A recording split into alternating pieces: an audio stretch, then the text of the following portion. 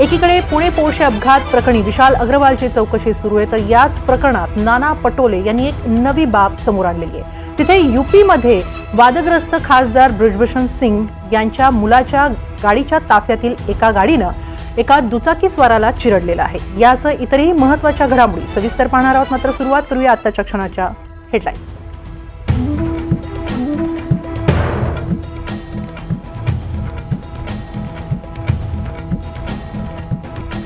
Pune hit and run प्रकरणातील दोषींना सरकारकडून वाचवण्याचा प्रयत्न, काँग्रेस प्रदेशाध्यक्ष नाना पटोलेंचा सरकारवर गंभीर आरोप।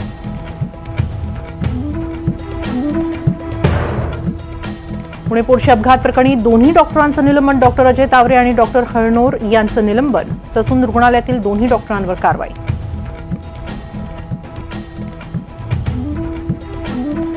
महाबळेश्वरमध्ये विशाल अग्रवालचं अनधिकृत हॉटेल एमपीजी हॉटेल विरोधात अनेक तक्रारी दाखल, शासकीय भाडेपट्टीच्या जागेवर हॉटेल उभारलं, हॉटेल उभारताना विशाल अग्रवालकडून नियम धाब्यावर। आरोपीच्या रक्ताचा नमुना बदलण्यात डॉक्टर अजय तावरे हाच मास्टरमाइंड, विशाल अग्रवालने डॉक्टर अजय तावरेंशी संपर्क साधला, त्यांच्यात आर्थिक व्यवहारही झाला, पोलीस अधिकाऱ्यांची माहिती।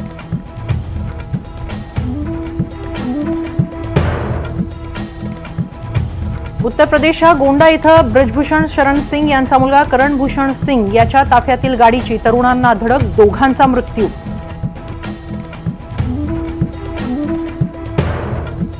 विधान परिषदेच्या दोन्ही जागा काँग्रेसच लढणार, महाविकास आघाडीच्या बैठकीआधीच नाना पटोलेंची घोषणा, पटोलेंच्या घोषणेमुळे मवियात नाराजी नाट्य, विधान परिषदेच्या दोन्ही जागा काँग्रेस लढणार असल्याचा दावा। महाडच्या चौदार तळ्यावर जितेंद्र आव्हाडांचं आंदोलन, मनुस्मृतीचे श्लोक अभ्यासक्रमात घेण्यास विरोध।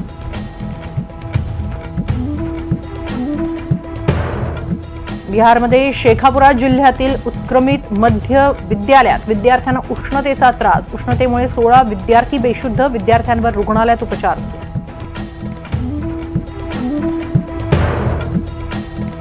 राज्यातील धरणात 23% जलसाठा, येलदरी धरणात 28%, कोयना धरणात 15.47%, तर जायकवाडी धरणात केवळ 5% पाणीसाठा शिल्लक।